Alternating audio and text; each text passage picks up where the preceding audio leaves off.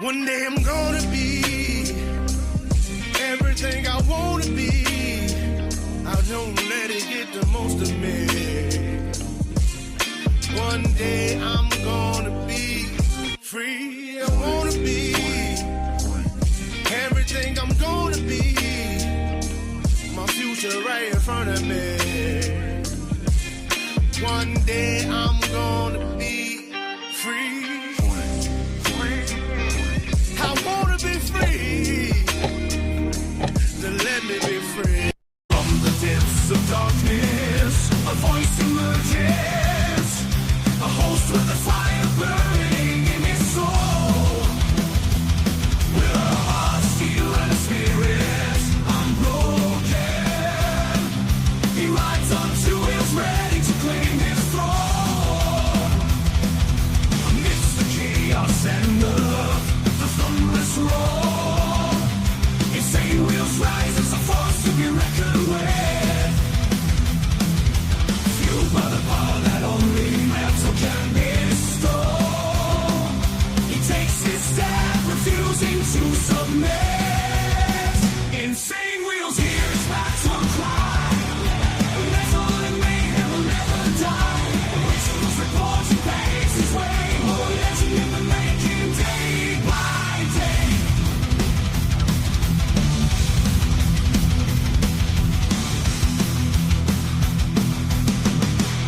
Gee, it's just another beautiful freaking hump day morning, man. Hopefully everyone's enjoying themselves. Yes, sir. Yes, sir. Feels ultra good. Hopefully everyone's doing fantastic this beautiful morning. We had a lot of storms going on last night. We actually had the tornado alarms going off here, even though it wasn't really actually a tornado like watch. Well, it was tornado watch, but it wasn't like a landed tornado kind of thing. They kind of went out on their radars. I guess up north, the radar system went down for the low side, and all they had was the high side, which is the 5,000 altitude radar. And so it's not very, it doesn't pinpoint shit very well. So when that happened, all the sirens went off. But anyways, it's all good in the hood. You know what I mean? We are still here. Feels ultra good. So we have a couple of breaking news stories. We have one in Israel. We also have one here in the United States, I believe. And then, of course, as you guys see, what we have titled here, the House committee meets to discuss Trump's big, beautiful bill, the one big, beautiful bill. So what we're going to do is we're going to go ahead and pretty much get right into the gnarliness of it. It's going to be these committee hearings are long and drawn out. And unfortunately, all day today is being focused on this. Like all media is kind of focusing on this. So, that's just the way it goes. Sometimes it takes over. It takes over sometimes. So make sure you guys hit that like button on the way in. Very much appreciate all of your guys' support. And you know what I mean? Hitting the like is the number one metric of all of YouTube, and it's free. If you guys are brand new to the show, hit that subscribe button because it's also free. Just saying. Please consider becoming a member starting only at $2.99 a month. We're making sure we're not breaking the bank for anybody. You know what I mean? Let's be real. Let's be real. If we're breaking the bank for $2.99, well, you may want to reconsider your financial options there or the way that you're making money. But this is the very way that we get to go ahead and speak freely out here because we don't cater to views over here. We are specifically funded by you guys, by the Breakfast Club, and that's the only way that I like it that way. I'm going to be real. Fuck the advertisement shit. I really don't care about that. You don't see money out of that, really. You may see $100 a month from ads, whatever. You can't rely on views for money. Follow my Instagram right here at BallValveTV, where I post everything behind the scenes of not only my lifestyle, but of the show, as well as Millennial Food Time. This is a great way to get a hold of me one-on-one. I very rarely check Discord direct messages for a one-on-one. I always kind of use Discord only for my server. I know it is what it is, but if I check Discord all the time, I'd have unlimited fucking messages on there. There's a lot of spam and shit. Anyways, make sure you follow me over there. And in the Discord, Naomi's putting the link in the chat, so make sure that you guys join up on there. Last but not least, of course, every super chat, super sticker, gifted membership sign up, all of these things are, of course, going to be shouted out live onto the show, of course. But if you guys would like to skip that YouTube brutal percent 30% cut, well, we have these platforms right here that you guys can donate to. And of course, I will read out your chats and your messages. So let me see if I got the cat underneath my legs. I did have the cat underneath my legs when I started, but then she ran off. She's probably underneath the couch right now. So she'll come out, Charles. I promise. I promise. All right. So, ladies and gentlemen, we're pretty much going to hop right into this real quick. We got freaking Steve Easy up in the building, and he's right. It is cheaper living in Tornado Alley than it is not, right? We got brother Frank up in here as well. We got Naomi. Good morning to you. Hopefully you guys are all doing fantastic on this hump day. We got 13 up in here as well. Thank you for all of the hard work that you've also done for the emotes, resizing everything for the Discord and as well as the emotes here in the chat, so I very much appreciate that. And yes, we got down with our new, well, you did actually, you made it, but we do have some eyebrow emotes. We have some crazy ass emotes. We got left-handed tobacco emotes, the brand new tobacco, left-handed tobacco emote. Fantastic. We got brother Glare up in here as well as Pablo. We got Are We Not Men as well, man. Good morning to you guys. Why are you gay? You are gay. We got Pitbull as well, man, over there in the UK. Very much appreciate you. We've got Rabbit of Chaos as well as Carney's Ride and S&S Contracting. Thank you guys so much for hanging out with us. We got Lappy as well, man. Good morning to you. Good morning. We got The Process, the man, the myth, the legend, my man. That shit color. Yes. Perfect. We got as well Mount High. Good morning to you. Oh, I thought you were saying, I don't know, my eyes. I don't know, even though I have blue eyes. But yeah, that shirt, like it. Don DeMarco, bro. We got Ghostface up in here.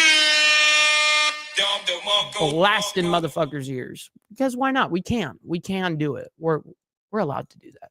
Financial option, 1 feet pick on the internet. Yes. Well, I only have 1 foot, so foot pick. You know what I mean? But hey, for some reason people do buy that shit. I don't know. I'm just saying they do. We got Pitbull up in here gifting out a membership, my man. Thank you very much for your kind contributions to the channel, my man. Very much appreciate that. Naomi said we need 18 more members to add even more emotes. That's awesome. Now it's going to be 17 more members. So keep count of that. Let's see. Who else do we got in here before we get into the madness of the morning? We got Steve Posey, my man. Yes, sir. Good to see you, as well as brother Bill Hicks. Good morning to you. Hopefully you're doing well. All right, let's go ahead and get into this shit. And yes, a lot of people are into the nub. That's kind of like the sell point, Now I'm wondering, does Mike get pedicures? Yes, I do. And guess what? I get half off. Swear to God. Oh shit! You would imagine. I mean, you're doing half the work. So yeah, get half off on pedicures. Feels ultra good. Anyways, let's go ahead and get into the craziness of the day. We're going to go ahead and start on the breaking news that happened today. We have 2 breaking news stories, and then we're going to be pretty much going right into the House committee hearing with them regarding the big, beautiful bill. So let's go ahead and see how much cope we're going to see in this committee hearing. We're going to see a lot of that, I'm sure of it. And some crazy breaking news. Let's do it. Bringing you some breaking news this Wednesday, taking a live look over in Madrid, Spain, as Spanish authorities have said that an advisor to former Ukrainian President Viktor Yanukovych was shot dead outside a school in Madrid. Andrei Portnov, 52 years old, was identified as the victim by Spain's Interior Ministry. Now, he was shot at 9:15 in the morning. Yo, real quick, we got Sessa up in here saying, Mike, haven't been in your chat much. Got a lot going on with family. I'll be listening to your show, which is a great show. And hello, everyone else. I very much appreciate that, Sessa. No worries on that, man. It's totally understandable. Listen, life gets in front, life is life. I'll be here. And so there's no obligations for people to be here. Like, oh, you have to, you don't, but I very much appreciate you being here when you can be. So this breaking news headline is advisor to Ukrainian ex-president shot dead in Spain. I guess this happened today. Witnesses reported that Portnov was shot, quote, several times in the head and body by more than 1 gunman when he was getting into a vehicle. The assailants then fled on foot into a wooded area. Portnov is a former Ukrainian politician closely tied to Yanukovych's presidency and having served as the deputy head of the presidential office from 2010 to 2014. During Yanukovych's presidency, Portnoy was widely viewed as a pro-Russia political figure and was involved in drafting legislation aimed at persecuting participants of the 2014 revolution in Ukraine. After fleeing Ukraine in 2014, Portnoy reportedly lived in Russia in 2015 before relocating to Austria. It was not immediately clear when he moved to Spain. Now, in 2018, Ukraine's security service opened an investigation into him on suspicion of state treason, alleging his involvement in Russia's illegal annexation of the Crimean Peninsula. The criminal case was closed in 2019. In 2021, the United States imposed personal sanctions on Portnoy, designating him as someone, quote, responsible for or complicit in, or who has directly or indirectly engaged in corruption, including the misappropriation of state assets, the expropriation of private assets for personal gain, corruption related to government contacts and contracts, or the extraction of natural resources or bribery. So this, again, is that live picture over in Madrid, as we can see that there is still heavy police presence in the area. This is a developing story as Spanish authorities are investigating after an advisor to the former Ukrainian president was shot dead outside of school in Madrid. No kidding, smoking spaceman. Totally, 100%. We'll keep you updated if we learn more information. I do want to stay with these international headlines, though. Hold on. We got Steve. You cannot kink shame over here, all right? We don't kink shame the Insane Wheels Network. We don't do that. Tackling some more breaking news, this time out of the Middle East, taking a live look there out of Khan Yunis in Gaza as we continue to learn of the latest ground offensive brought forth by Israel. Hospitals in Gaza say. All right. So overnight, last night, Israeli strikes kill at least 45 more people in Gaza. Man, look at those buildings. I'm surprised there's even any buildings left there. Strikes overnight and into Wednesday killed at least 45 people, including several women and a week-old infant. The strikes come as Israel's war on Hamas shows no signs of relenting despite a surge in international anger at Israel's wide. What's up, Papa Penguin? Good morning to you, by the way. Good morning. Good morning. Happy hump day to everybody. Israel began allowing dozens of humanitarian trucks into Gaza on Tuesday, but the aid has not yet reached Palestinians that are in desperate need, according to aid groups. UN spokesperson there said Tuesday evening that although the aid has entered Gaza, aid workers were not able to bring it to distribution points where it is most needed, after the Israeli military forced them to reload the supplies into separate trucks and workers ran out of time. Internal notes circulated among aid groups on Wednesday and seen by the Associated Press, who is reporting on this story, said that no humanitarian trucks had left Karim Shalom, the border crossing in southern Gaza that is operated by Israel. The note said 65 trucks moved from the Israel side of the crossing to the Palestinian side, but hadn't made it into Gaza. Yo, Gunpowder Nitro. My man, good morning. The Israeli defense body that oversees humanitarian aid to Gaza said that trucks were entering into Gaza on Wednesday morning, but it was unclear if that aid was able to continue into Gaza for distribution. The UN Agency for Palestinian Refugees said they waited several hours to collect aid from the border crossing in order to begin distribution, but were unable to do so on Tuesday. And then on Tuesday, the UK suspended free trade talks with Israel over its intensifying assault, a step that came a day after the UK, Canada, and France promised concrete steps to prompt Israel to halt the war. Israel says it is prepared to stop the war once all the hostages taken by Hamas. That's right. Just like Hollywood says, sad state of affairs. It's true, bro. Absolutely. Return home and Hamas is defeated or is exiled and disarmed. Hamas said it is prepared to release the hostages in exchange for a full Israeli withdrawal from the territory and an end to the war. It rejects demands for exile and disarmament. So just wanted to bring you some of those international headlines that we are following for you here. All right. I think now we're going to be going right into the House committee hearings. These were the only two stories that were breaking today. Now from Fox. Let's keep it moving, though. 7 in the morning here on the East Coast, 4 in the morning over on the West Coast, and a live event that continues on over on Capitol Hill in Washington, D.C. What's up, straight? Well, I guess it's not straight. Yeah, true. The House Rules Committee continuing to debate President Trump's tax bill. Let's watch. All right, we're going to hear a lot of coping on this. Now, because this is a House committee hearing, we're going to bring this playback speed up a little bit. Because these guys love to fucking just talk about nothing sometimes. I just want to hear a lot of cope from the left, and then which is to be expected.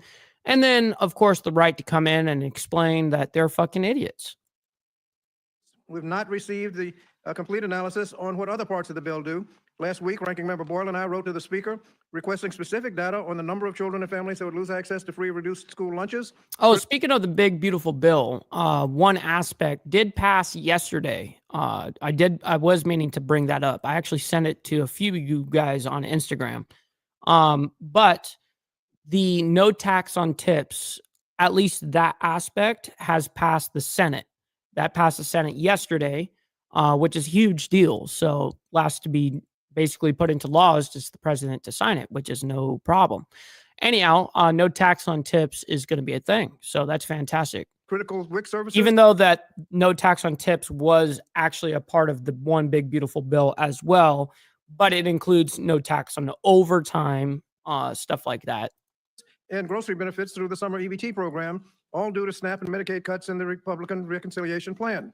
I honestly don't know the answer to that straight. I don't know the answer to that. And we should receive a response before we have to Joseph, actually vote good on the morning. bill.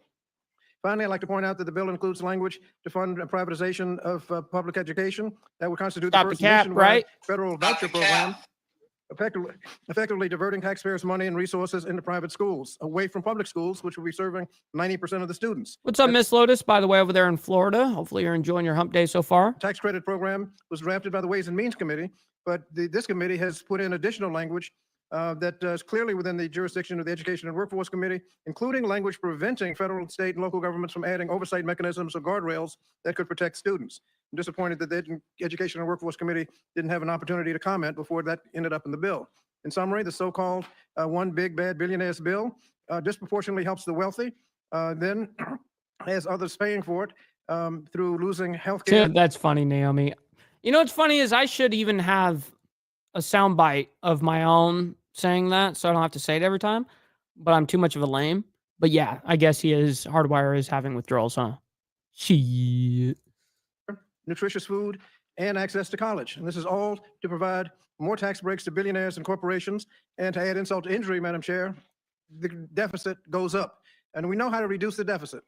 In fact, every Democratic presidential administration since Kennedy has left for the Republicans a better deficit than they inherited. And every Republican since Nixon has left a worse deficit for the Democrats that succeeded them than they inherited.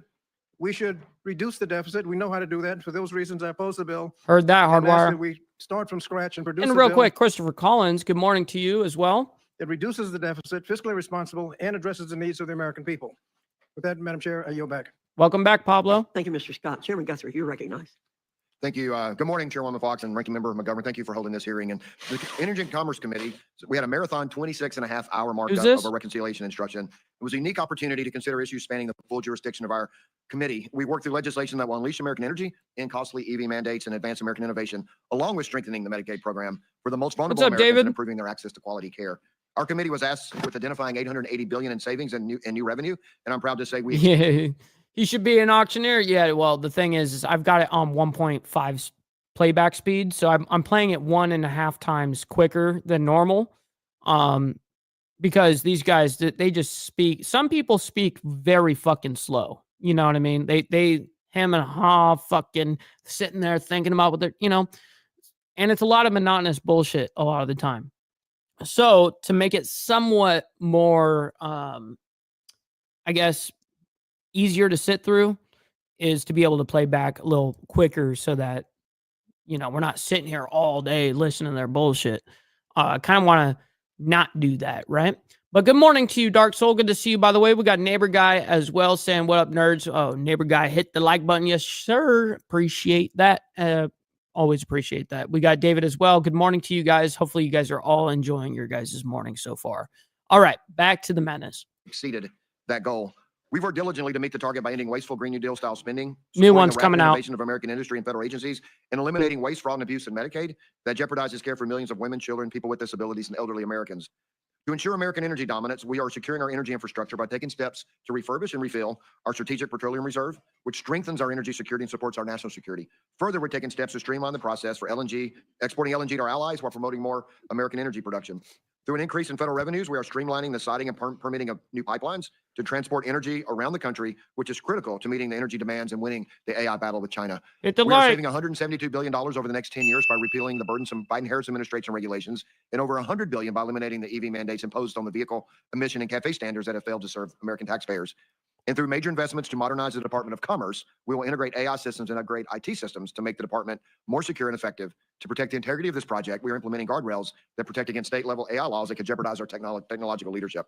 Our legislation raises $88 billion of new revenue through a historic agreement, reauthorizing the FCC Spectrum Authority while protecting U.S. national security. Biden-era inflation has left Americans struggling to access affordable health care, making programs like Medicaid critical for the vulnerable Americans who rely on them. So Trump came out, by the way, and he was speaking on the all he's looking for is any waste, fraud, or abuse in Medicare or Medicaid on both of them. Waste, fraud, and abuse. That's it. If you're not waste, fraud, and abuse, you're good. Making it more difficult. The issue has been exacerbated by the decisions of left-leaning state governments to spend taxpayer dollars on illegal immigrants. House Republicans make no apologies for prioritizing Americans in need over illegal immigrants and other able-bodied beneficiaries who are choosing not to work. Our priority remains the same: strengthen and sustain Medicaid for the expectant mothers, children, people with disabilities, and the elderly. That is why our legislation stops billions of dollars of waste, fraud, and abuse in the Medicaid program by beginning to close loopholes, ensuring states have the flexibility to remove ineligible recipients from their rolls and removing beneficiaries who are enrolled in multiple states. These are all common sense policies that will save taxpayer dollars and refocus Medicaid on those who need it most. Medicaid was created to protect healthcare for Americans who otherwise cannot support themselves, but Democrats expanded the program far beyond the core mission. That's why we're establishing common sense work requirements for capable but unemployed adults without dependents. Let me be clear, these work requirements only apply to able-bodied adults without dependents who don't have a disqualifying condition like a disability or substance use disorder, encouraging them to re-enter the workforce. What's up, or get back to their A2Z? communities and Good regain their morning. independence. All of this part of our effort is to strengthen Medicaid for those who need it most. When President Trump delivered his second inaugural address, he promised a revolution. Okay, so this guy is just gonna fucking cope on. Let's go on to the next, homie. Doors do not F with Medicaid. And then House Speaker Johnson promised, we're not going to touch Social Security, Medicare, or Medicaid. Well, the nonpartisan Congressional Budget Office released their latest accounting of this bill yesterday, and they found the bill that advanced out of the Energy and Commerce Committee last week will cut nearly $800 billion from Medicaid and take healthcare away from 8.6 million people. And I should point out that these figures— How? Okay, go and make a claim like that, but then explain in how, what regard. You got to explain yourself when you say it's going to cut jobs or any of that. Why is it cutting jobs? What's happening here? Well, you can't just explain on surface level. There has to be explanations to it because there is waste, fraud, and abuse in the system. They're not a ceiling. CBO expects these numbers will rise as additional changes are made to the bill. And then there's the changes the bill makes to the Affordable Care Act. When you add the Medicaid cuts to the ACA cuts, the total number of people expected to lose their health care under President Trump and Republicans' watch is at least 13.7 million people based on the CBO estimates. Now, let me be clear. That is not, some of you are saying this is a moderate bill, but it's not. And it's, focusing on waste, fraud, and abuse, but that's not true. I mean, Republicans are intentionally taking healthcare away from millions of Americans so they can give these tax breaks to the ultra-rich.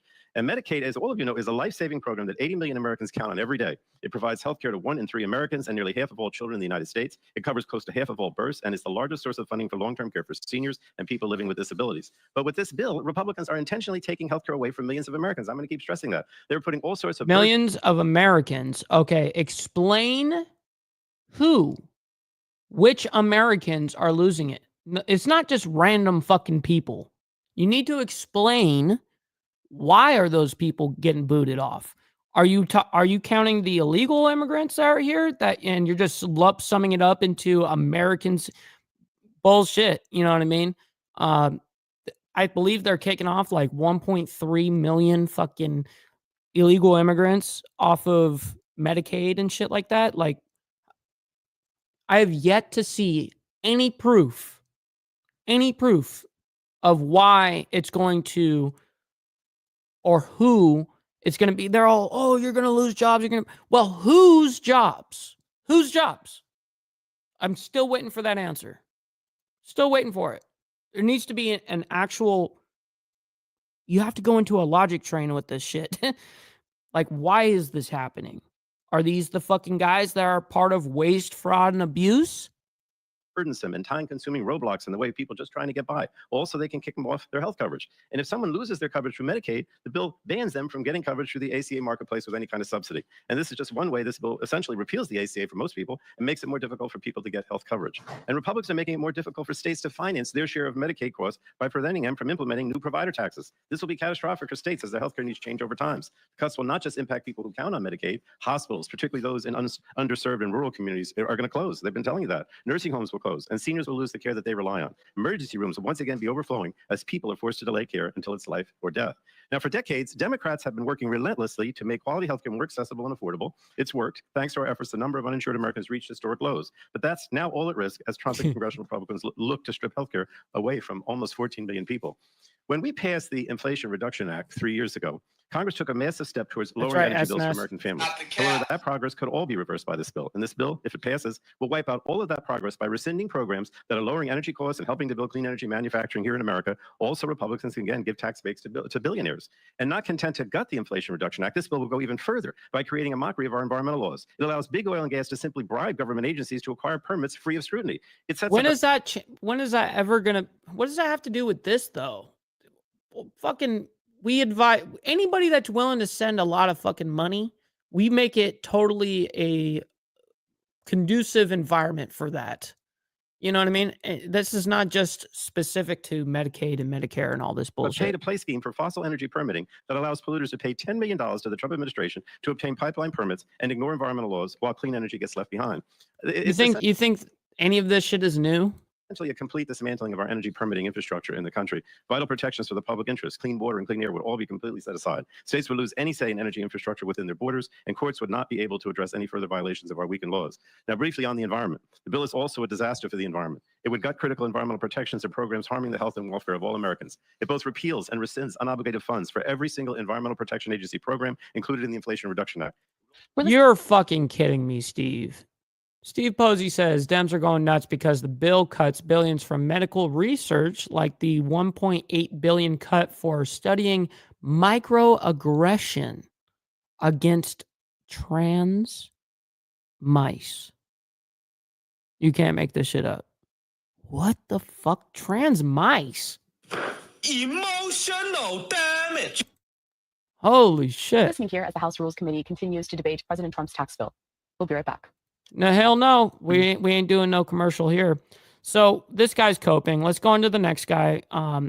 Eventually, we have Marco Rubio actually speaking in this meeting. So I definitely want to see what he has to say. But we're just going to kind of work our way through chronologically with each person speaking. We'll do at least one round of speaking with everybody. Usually they do 2 or 3 or 4 rounds. But anyhow, I think this is going to be a fairly decent conversation. Of adoption, education, childcare, and healthcare. Main Street will benefit from a permanent small business deduction that has been expanded to 23%, helping small businesses grow, hire, and compete with larger corporations. 2 million family farms and millions more family-owned small businesses will benefit from a death tax exemption that is permanent, larger, and also indexed to inflation. This bill will also help revive American manufacturing. Yeah, I did see that, SNS. I did see that. Renewed R&D amortization, immediate expensing, and interest deductibility, combined with the new 100% immediate expensing for construction of new manufacturing plants. It will help turn America into a manufacturing powerhouse again and lower taxes for those who build it. Yeah, you'll have to watch after the show then, Dixie. Unfortunately, because I am not sitting here for 3-4 hours listening to one whole round of them speaking. This is an all-day event, and so I'm getting one round from basically everybody. But we have some people in here that are going to be pushing back against them. So anyways, back to this. Right here in America. Opportunity zones will ensure distressed communities, particularly in rural areas, share in this surge of new investment and jobs. Working-class Americans voted for President Trump because he puts their interest over elite special interest. Wealthy universities will pay an endowment tax as high as the corporate tax rate. Bad Biden-era tax policy that rewarded the wealthy, the big banks, and China with tax breaks and giveaways will be replaced with good tax policy that benefits working families and small businesses. Illegal immigrants will no longer be eligible for refundable tax credits. Foreign countries will no longer be able to steal American tax revenue. The result will be economic prosperity for workers and families like the boom times of President Trump's first term. Take-home pay for the typical family with 2 children will increase by as much as $13,300. Annual real wages for workers will rise by as much as $11,600. Pro-growth tax policy will save up to 7 million jobs, while the permanent and expanded small business deduction will add 1 million new jobs each year and expand small business economic output by $1.5 trillion. And Ways and Means was able to deliver pro-growth, pro-worker tax cuts below the committee's reconciliation instruction of $4 trillion. Okay, this guy is just, gross to listen to. Go ahead and move it on over to Chairman Mrs. Fox. Miss, not Mrs. Sorry. Trump's tax bill. We'll be right back. What? I thought I was right on it because I wanted to hear what she had to say. Welcome back to Live Now from Fox. Continuing What? to listen in as the House Rules They, Committee they put a commercial right on her right as she started speaking. That's fucking lame. All right, we got to hear this chick now. debates President Trump's tax bill. Or be left to suffer or die from treatable diseases. And if your answer to that, anybody, Oh, shit. Oh shit! Oh shit! if your answer is no, then just sort of reason backwards from that precipice and see if the justification of this bill sort of unravels. You know, I'm so happy to be the last person to speak on this panel because we have heard from our colleagues and on other committees about the harms that this bill is going to do to millions and millions of our constituents, fellow Americans. We're going to cut $230 billion out of SNAP. We're going to kick 13.7 million people off their health insurance. We're going to Where do you come up with this number? Where do you come up with that number? Back your claim. How can you just start spewing numbers? The fuck? That goes against all what the other committee has said.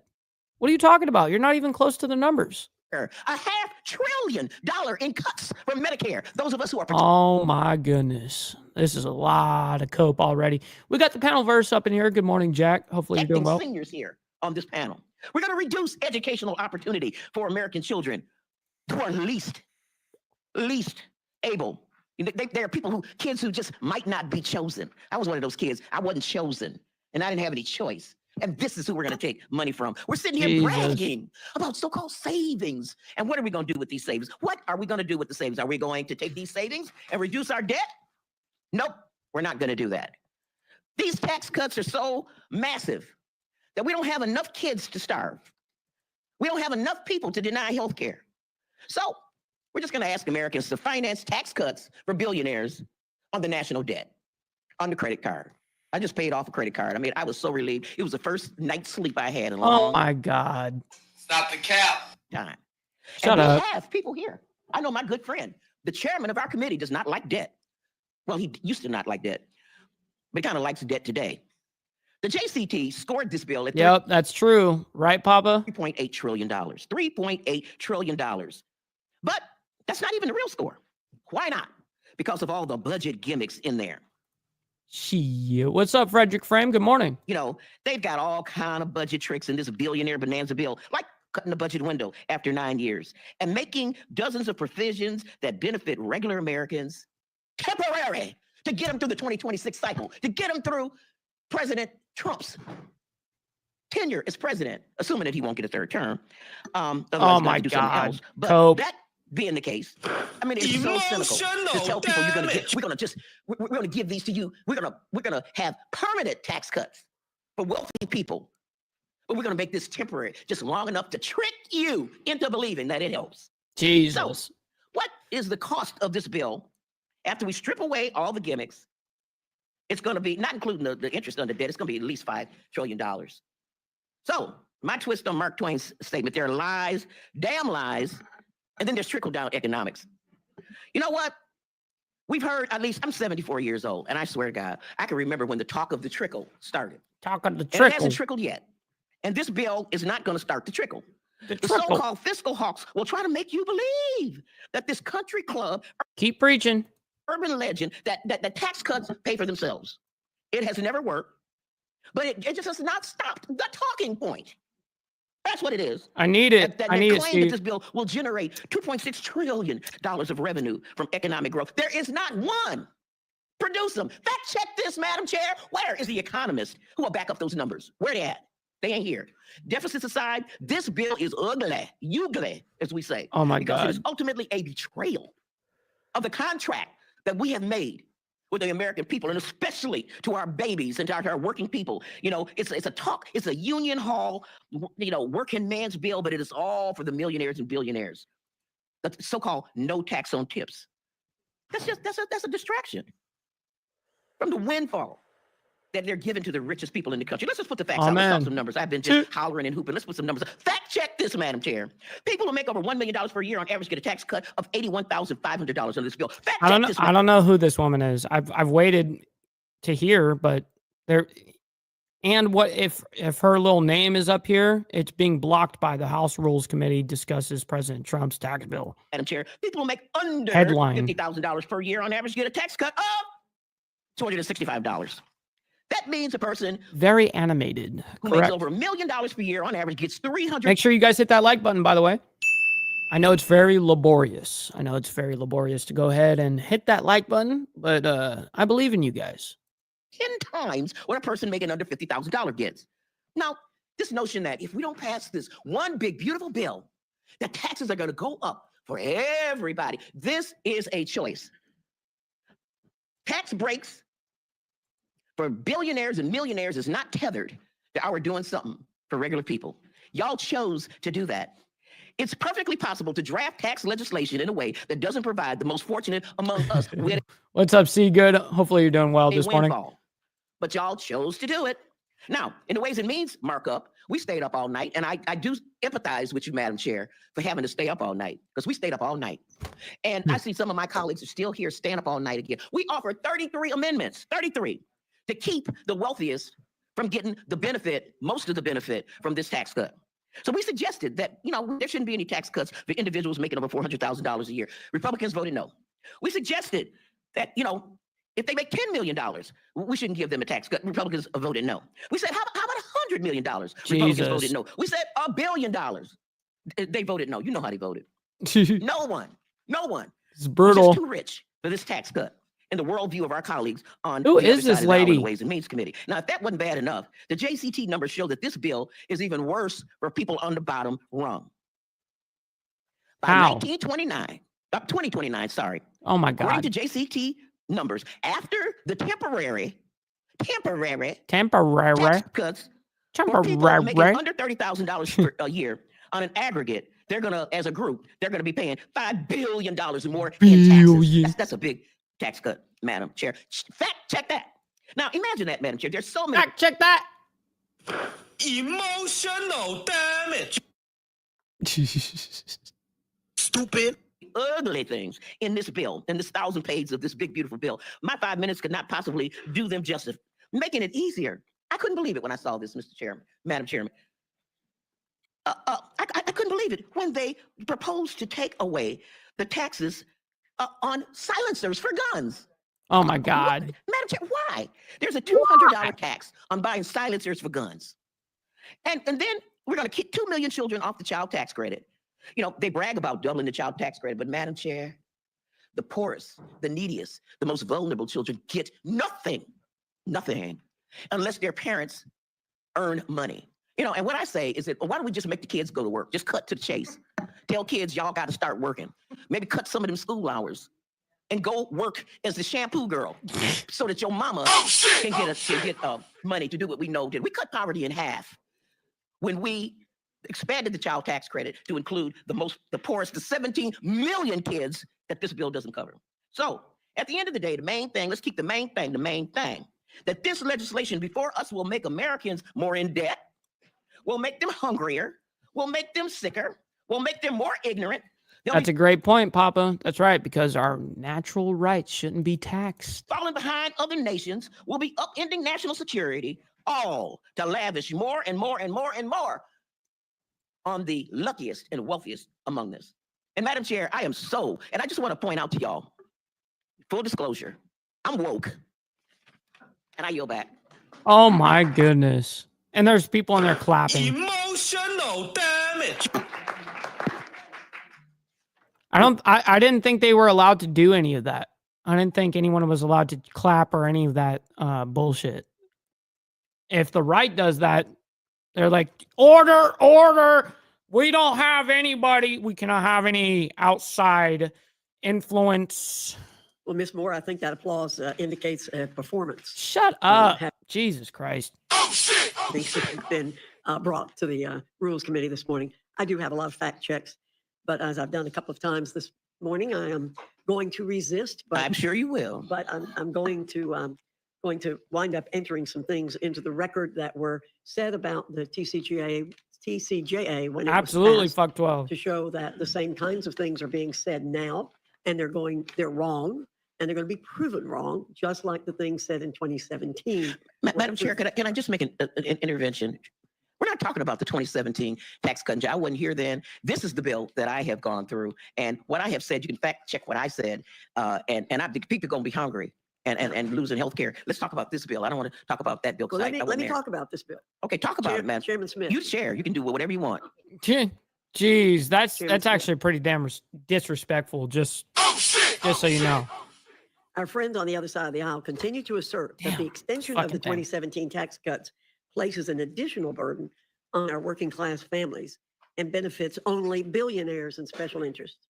However, isn't it true that President Trump's tax cuts increased American families' income and were a boon to the working class, and that the bottom 20% of earners saw their federal tax rate fall to its lowest level in 40 years, while the top 10% of earners now pay over 75% of all income taxes? And as a result of the Trump tax cuts, the 1% paid more income taxes than ever before. Mm-hmm. Can you check my facts? Your facts are 100% accurate. I think it's important to note, Chair Okay, Fox. so these two are fighting together on the other. I see what's happening here with this dude. If you listen to the counterparts that you just heard, if you use their statements, he's under the couch. Otherwise, it would. That our tax bill is cutting taxes for working class. My good friend from the Ways and Means Committee said that in 2029. $5 billion in tax increases on people because of the expiring provisions. In order to those to be increased, that means they had to be cut. And that's what we're doing here. We are cutting $5 billion for those tipped employees, those Uber drivers, those linemen who work overtime. And it's for 4 years. I hope it's much longer. But you know what? Don't say that it's increasing $5 billion, but you're not giving us credit for the $5 billion tax cut that we're doing right now. And I also want to point out, Chair Fox, back in 2017, I need the credit. Trump tax cuts, the 17 million children that Ms. Moore was talking about that are being left behind. Yeah, they're he going to be definitely doesn't take it up the poop chute, right? left behind by the Democrats. Stop the cap. When they vote no on this bill, because that would mean a refundability would go from $1,700 to $1,000. So every one of those 17 million children would lose $700 pulled out because the Democrats voted no. So in effect, the shares of those who foot the tax burden got more progressive in the 2017 bill, and we'll get that way, and we'll be that way again with this bill. Correct. That's correct. And last, despite all of the rhetoric, and I have to tell you, it really qualifies as rhetoric. Again, performance, I think, is a better term for it. The Democrats could have raised the tax income bracket when they were in control and passed their reconciliation efforts, because the tax cut expiration was in the 10-year window. Isn't that correct? It's absolutely correct. Stop And the they failed to cap. do so. Again, they have a credibility problem here. We hear all the time from Democrats about what we're doing, but never taking responsibility for what they could have done when they had the majority in House and Senate as recently as 6 months and the presidency. Yeah, she definitely has never bumped donuts, right? Recently, That never happened. Stop the cap. 6 months ago, correct? Excuse me, they didn't have the 6 months majority in ago, the they House. didn't have the But majority in the House. 3 years ago, excuse me, 2.5 years ago, they had that majority. They absolutely had all three branches of government 2.5 Right, years they had all three branches of government, and they could have done that then, but they did not. We're listening here as the House Rules Committee continues to debate President Trump's Don't tax talk bill. over him. No. Oh my God. Jesus. Give me a sec. Jesus. Yes, James feared for his safety at that. Okay, the happening today testimony continues in trial of Sean Diddy Combs. I believe today is the 5th day, I believe. I'm not too sure on that, but we're going to be jumping right back into this. Majority of able-bodied people. Someone is 7 years old. And by the way, the vast majority of people in this country who are on SNAP are kids. They're seniors and they're people with disabilities. you know, and veterans as well. In your home Would I what? state, Mr. Chairman Thompson of Pennsylvania, they'll be under this bill. They're going to be Would on I the hook bump for donuts? I don't over have a $1 billion donut. in benefits alone if this bill is acted. So what if Pennsylvania or any other state can't meet that cost? I know you think they can, you know, but what if they can't? I mean, I think the governor of your state says the bill will make groceries more expensive. Real quick. We got freaking Glare 1%er coming in hot with the 7-month. By the way, I very much appreciate that. Our budget needs to be handled like family budget. Yes, sir. I very much appreciate these 7 fucking months. I very much appreciate you. Oh yeah, absolutely. Shit. Goes down No, grocery stores and I would force not. kids to go hungry. I would not for power. I wouldn't do it for money. Fuck it. Nah. Unless we're talking billions. But I want to just say, you know, this state cost share that You know you what I talk mean? about saying that we're not going to cut benefits. Well, you know, like again, if Pennsylvania had to absorb $1 billion, I'm very picky with my women. You know what I mean? I don't just fuck to fuck. I know some of you guys do. I do not. Got to fuck with purpose. She. Oh shit! Oh shit! That's a lot for a state budget. What if they can't do it? Then did they then do benefit cuts?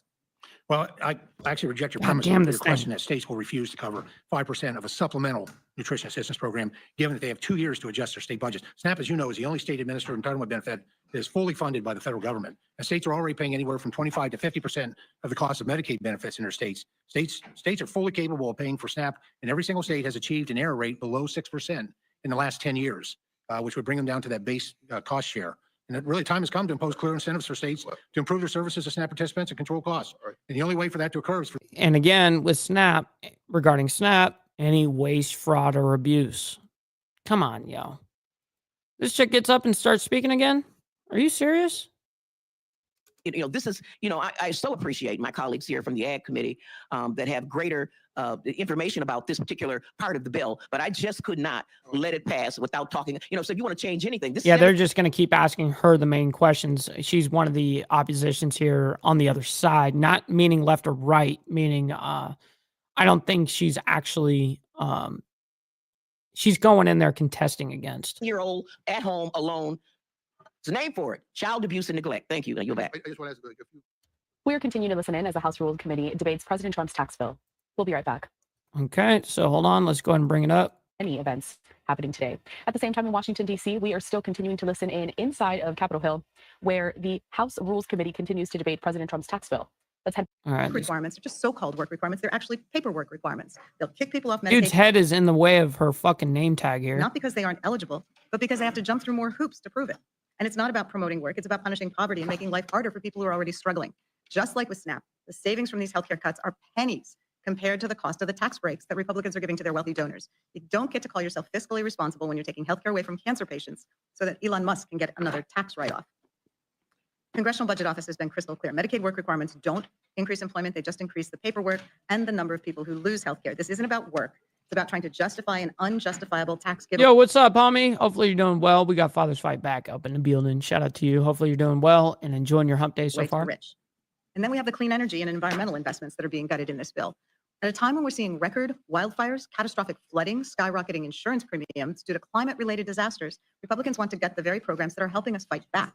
This bill rescinds billions of dollars in clean energy tax credits, slashes funding for renewable energy deployment, blocks support for home energy efficient. Man, she's going off and constantly going back and forth here. You're not going to make it when you got to drive 35 miles to get to the ER.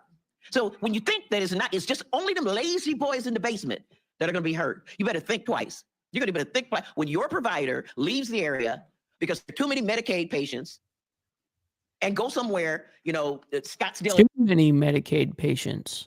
Arizona or something, where there are rich people to practice so that they can, and you have no providers at all. We're continuing to listen in here to the House Rules Committee debate of President Trump.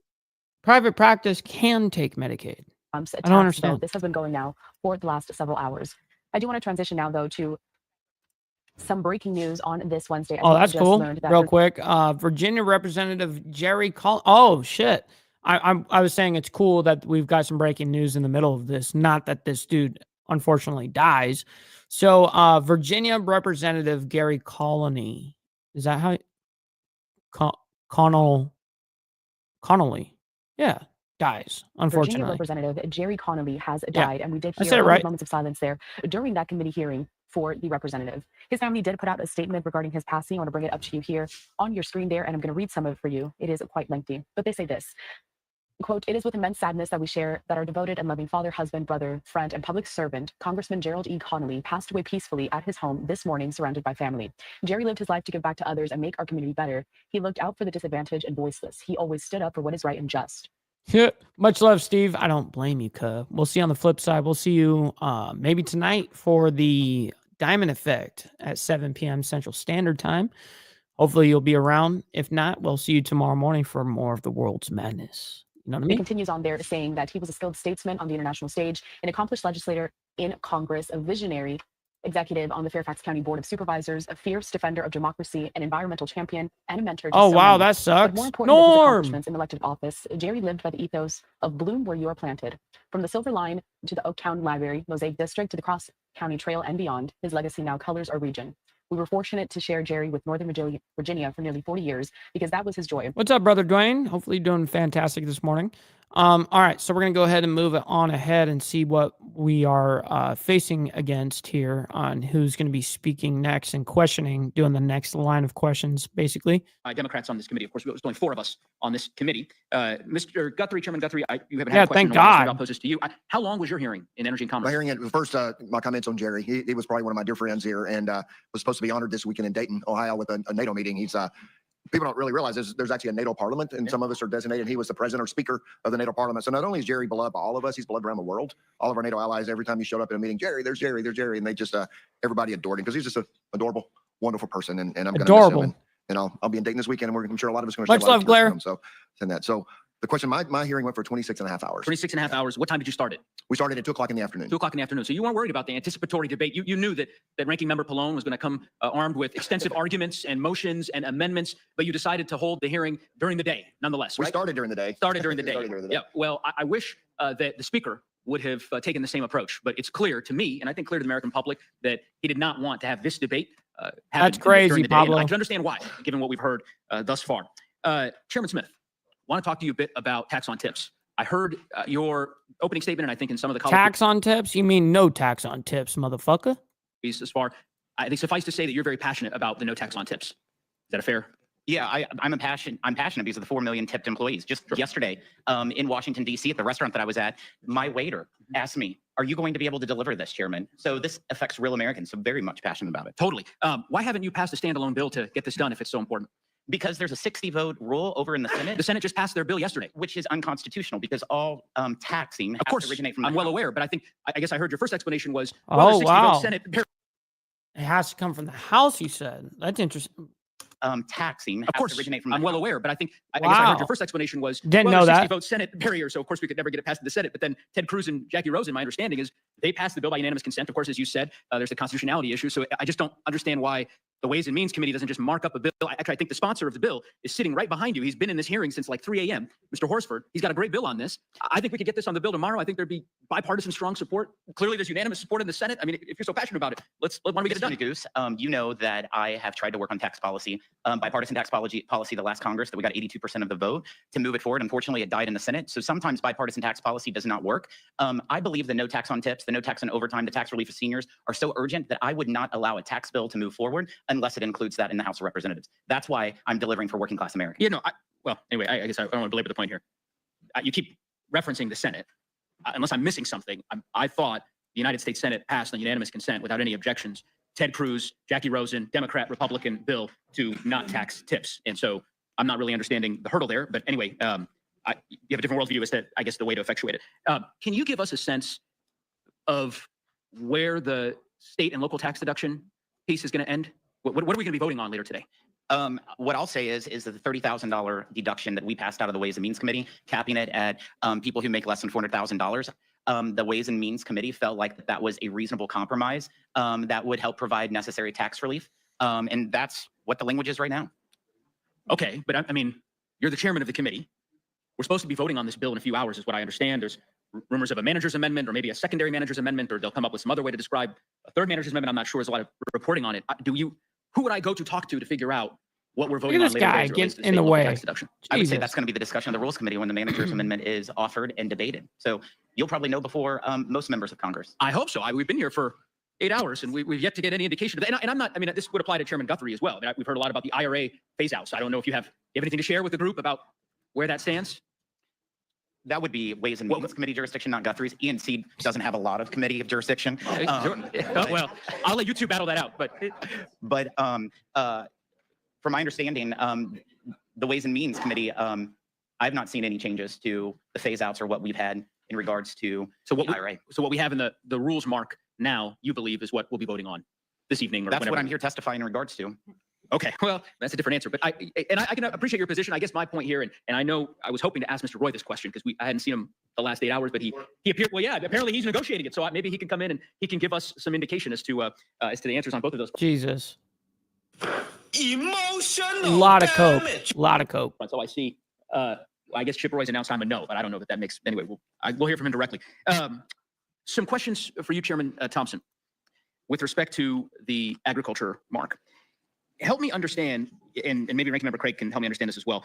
You all have sunsetted the exemption for, well, no, sorry. You've included an exemption for veterans within what you've determined to be the able-bodied requirements in SNAP. Veterans, homeless, and young people that age out of foster care up to age 24. So veterans, homeless, and then what was the third?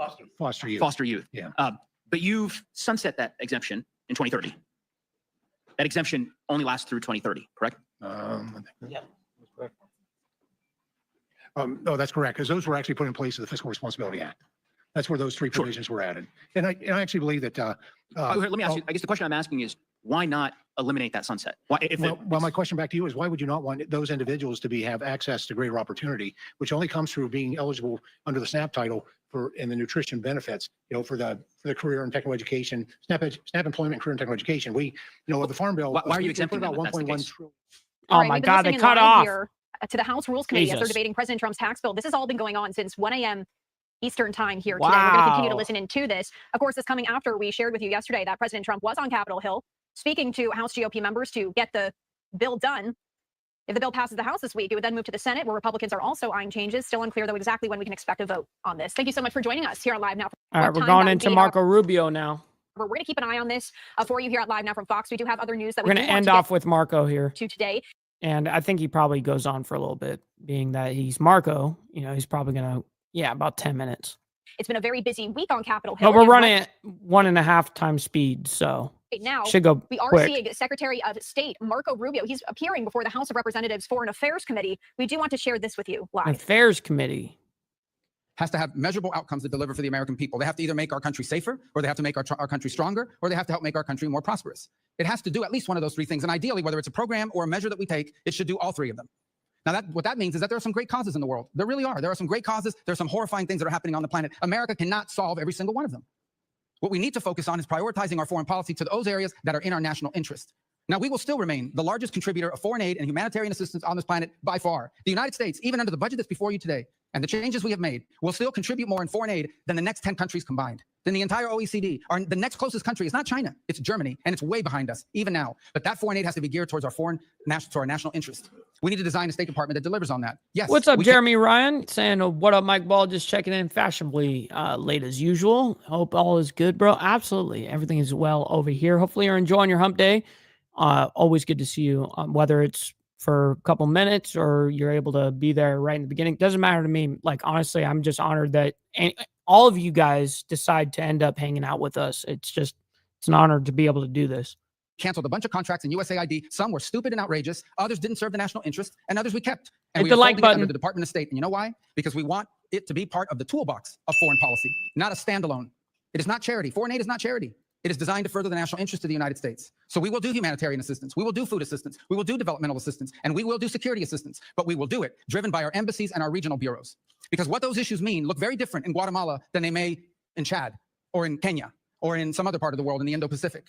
And so one of the things that we have tried to do in our reorganization is drive power and influence on policymaking and decision-making to the regional bureaus and ultimately to our embassies. Our embassies, our ambassadors are the front line of American foreign policy. The most important thing I do every single day is not read memos, it's read cables. Every night I get 10, 15 select cables from stations around the world, different embassies. The best ideas in that building come from the ground up from our embassies. Now, I want to tell you something else. Look, I did serve in the Senate for a long time, so this is a new job to me. When I got there, I'd get a memo. I still get these memos. I should have brought one today. In order for an idea to reach me, a decision to reach the Secretary of State, some of these things have to be checked off by 40 people, 40 boxes. And if any one of these people has a question, they can hold it up. before the idea even ever gets to me. Now, that sounds like a crazy thing to begin with.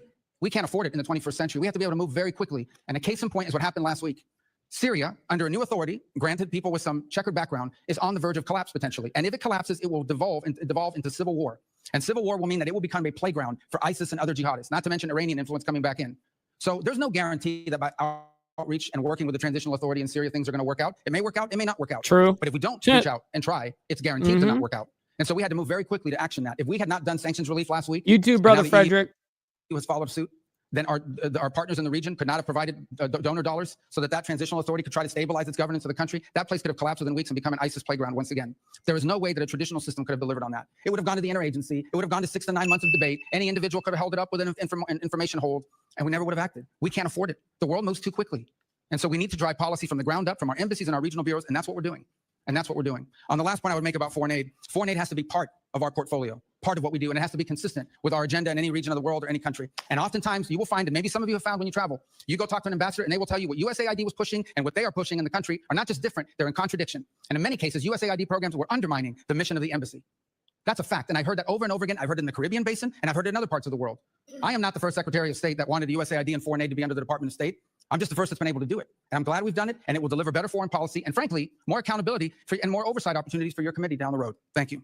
Thank you, Mr. Secretary. And I'd love to see that tree of 40 people who in the last administration signed off on things like a transgender job fair in Bangladesh for $800,000. I'd love to see that list. I'm going to defer my questions till the end. If there's time for that, I'm going to begin by recognizing Representative McCall, Texas. Thank you, Mr. Chairman. Let me express my deep sympathy to the family of Jerry Connolly. He's a dear friend of mine. All right. That was enough. That was enough. It goes on for a little bit longer. I believe Marco speaks a couple more times. Yeah, because he's, testifying. So they're going to be bouncing questions back and forth on him because this is a whole different committee discussion. But I wanted to just go ahead and see what his opening there really was. And we got it. We got it. So with that being said, ladies and gentlemen, stick around for the raid. We're going to be sending you guys off to Carney, our brother right here, Carney's ride. Make sure you guys stick around for that. Hit the like button on the way out. Very much appreciate that as well. Listen, we'll be back tonight at 7 p.m. Central Standard Time with the Diamond Effect. And then we're going to be back, obviously, after that, tomorrow morning for more of the World's Madness. So until then, God bless everyone, and hopefully you all have a wonderful, safe, enjoyable day. Much love, honor, respect, everybody. See you guys soon. From the depths of darkness, a voice emerges, a host with a fire burning in his soul. With a heart, steel, and a spirit unbroken, he rides on 2 wheels, ready to claim his throne. Amidst the chaos and the thunderous roar, insane wheels rise as a force to be reckoned with. Fueled by the power that only metal can bestow, he takes his stand, refusing to submit. Insane wheels, here's back to